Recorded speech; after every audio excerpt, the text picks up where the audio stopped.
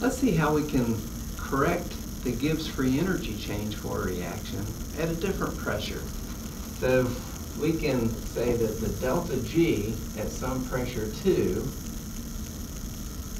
is equal to delta G at standard pressure plus RT natural log of the reaction quotient Q. So we've seen the reaction quotient before with the equilibrium constant. So this is a way we can correct delta G for non-standard conditions. So this is delta G standard, 1 atmosphere, and this is the correction term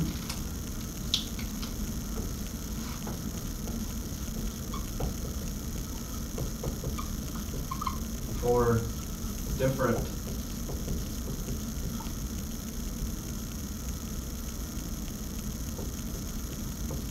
pressures. So the reaction quotient Q is defined in terms of the pressures of the products and the reactants. This comes from the ideal gas law. So this is how we can correct to different pressures. So now, say we have delta G was 8.5 kilojoules per mole for the evaporation of water when the water vapor was 1 atmosphere pressure. Let's look at it at, say, 25 torr, more of normal vapor pressure at room temperature. So say we would correct delta G for that reaction, and so the reaction is water liquid going to water in the gas phase. The Q, the reaction quotient, just like the equilibrium constant, will be the pressure of hydrogen divided by the pressure of hydrogen liquid. We don't include liquids in the equilibrium constant, so we're just going to consider the gas phase species. So it'd just be the pressure of hydrogen at normal vapor pressures. So delta G at some other pressure is equal to delta G at standard pressure, that's 8.5 kilojoules per mole, and then plus RT, so R is 8.314 joules per Kelvin per mole.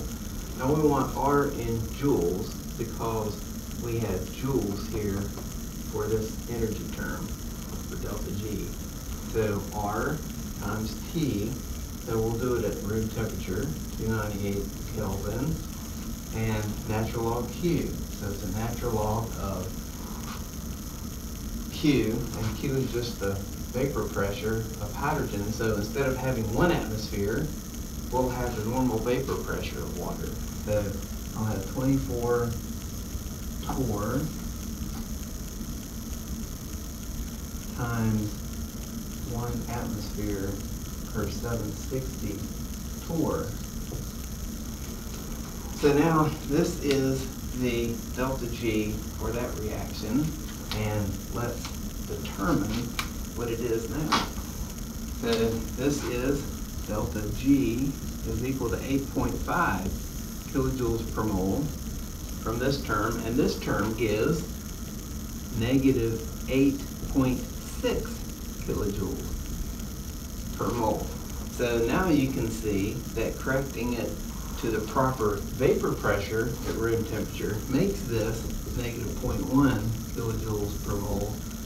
So it's negative, so it's spontaneous. It's pretty small, 0.1 kilojoules per mole. So water doesn't evaporate very rapidly from a glass if you leave it out, but it is slightly spontaneous. So now we can see how we can correct for pressure and get the correct answer for the direction of spontaneity of your glass of water evaporating over a couple of weeks while you're on vacation.